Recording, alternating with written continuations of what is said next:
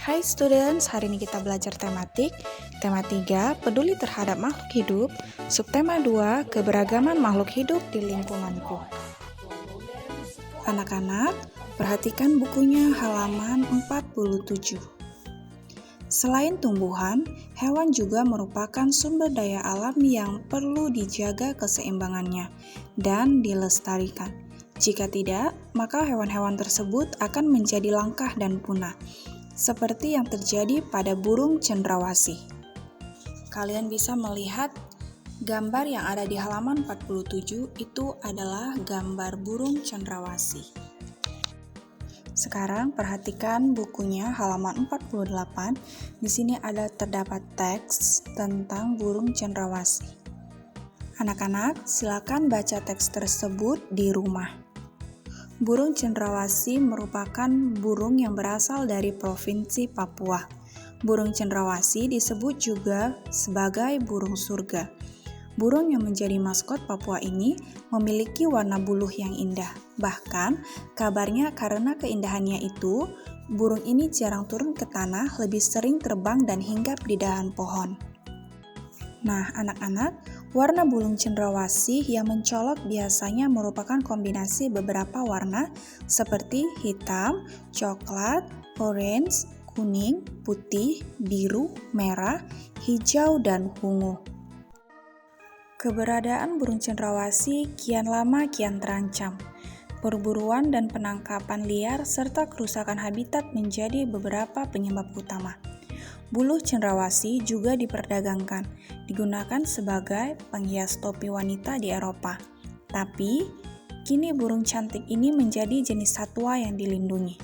Beberapa jenis cendrawasih yang masuk dalam daftar dilindungi antara lain cendrawasih kuning kecil, cendrawasih botak, cendrawasih raja, cendrawasih merah, dan toa. Nah, anak-anak, kalian baca kembali teks tersebut dan jangan lupa dijawab pertanyaan yang ada di bukunya di halaman 48 sampai 49. Nah, anak-anak, sekarang perhatikan bukunya halaman 54. Apakah kamu punya hewan peliharaan? Apa yang harus kita lakukan terhadap hewan peliharaan kita? Maka dari itu, silakan kalian baca teks yang ada di buku kalian yang berjudul Dayu dan Si Mungil. Setelah kalian baca teks tersebut, tentunya kalian akan mengetahui hak dan kewajiban apa saja yang kalian lakukan terhadap hewan peliharaan. Seperti teks tersebut, Dayu mempunyai kewajiban terhadap si mungil, yaitu dengan cara membersihkan kotoran si mungil dan rutin membersihkan keranjang tidur si mungil. Dan Dayu juga mempunyai hak, yaitu hak memelihara hewan. Ketika kita mempunyai hewan peliharaan, kita wajib merawatnya. Ketika kita merawatnya dengan baik, akan membuat hewan peliharaan kita sehat. Misalnya, memberi makan, membersihkan, memberi tempat yang bersih, mengobati jika sakit, dan menyayanginya. Bayangkan jika hewan peliharaan kita kotor, pasti akan mengganggu lingkungan kita. Anak-anak, kalian baca kembali teks Dayu dan Si Mungil dan jangan lupa dikerjakan PR-nya halaman 55 sampai 56. Sekarang, buka bukunya halaman 70. Apa dampak dari perburuan hewan liar? Sikap apa harus kita lakukan dengan hewan-hewan liar? Perburuan hewan liar akan membawa dampak yang tidak baik. Dampak tersebut bisa menyebabkan hewan punah dan kerusakan lingkungan. Maka dari itu, mari kita baca teks yang ada di buku kalian di halaman 70 sampai dengan 71 yang berjudul Harimau Masuk Desa, Warga Cemas. Beberapa minggu belakangan ini, warga desa Badung hidup dalam kecemasan. Hal ini terjadi karena beberapa kali terlihat beberapa ekor harimau masuk ke area pemukiman warga. Desa Badung memang terletak tak jauh dari hutan. Harimau-harimau tersebut memang belum mengganggu warga. Mereka hanya berkeliaran seperti sedang mencari makan. Warga desa Badung berupaya mengamankan ternak peliharaan mereka. Ketika malam tiba, warga pun bergantian melakukan ronda untuk menjaga agar harimau-harimau tersebut tidak terganggu. Sesungguhnya, apa yang terjadi pada warga sudah lebih dahulu dirasakan oleh harimau-harimau penghuni hutan tersebut. Warga memang sering masuk ke hutan dan melakukan penebangan hutan untuk memperluas ladang kopi mereka. Tentu saja hal ini mengakibatkan habitat hewan hutan semakin sempit. Hak hidup hewan yang menjadi penghuni hutan terganggu. Pohon-pohon yang menjadi sumber makanan hewan-hewan kecil dirusak. Akibatnya hewan-hewan kecil tersebut mencari mangsa di tempat lain. Nah, hewan besar seperti harimau yang memangsa hewan kecil pun kehilangan haknya untuk mencari makan di habitatnya sendiri. Naluri untuk meneruskan kehidupanlah yang membuat harimau-harimau tersebut kemudian mencari makan ke tempat lain. Itulah sebabnya harimau pun masuk ke desa Badung. Jika demikian, apakah harimau yang mengganggu hak hidup warga desa Badung? Atau justru warga desa Badung yang mengganggu hak hidup harimau di hutan? Manusia dikaruniai akal, budi pekerti, dan kebijaksanaan. Sudah seharusnya manusialah yang memahami kewajibannya untuk menjaga hak hidup makhluk lain di sekitarnya, termasuk harimau.